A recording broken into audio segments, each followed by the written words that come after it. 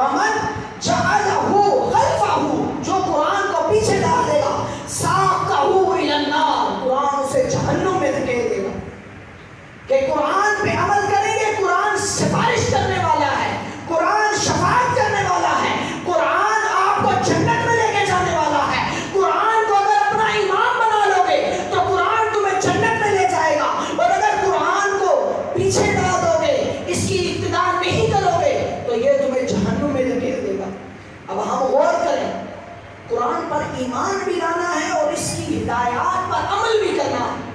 اگر عمل نہیں کریں گے تو پھر خسارہ ہی خسارہ ہے. اور پھر اگر کوئی قرآن کے خلاف ورزی کرتا ہے تو اس کا حال کیا ہوتا ہے. ایک بنو امیہ کا ایک بادشاہ گزرا، بڑا ظالم تھا، ولید بن یزید اس کا نام تھا. بڑا چابر قسم کا بادشاہ تھا، گستاخ.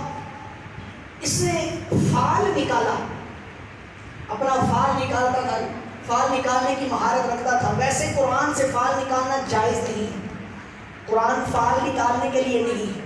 بعض لوگ قرآن سے فال نکالتے ہیں تو یہ جائز نہیں ہے، اس کو علماء نے ناجائز کہا ہے.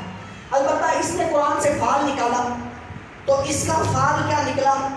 ہابا کل جبار عنید، ہر سرکش ہٹ دھرم نامراد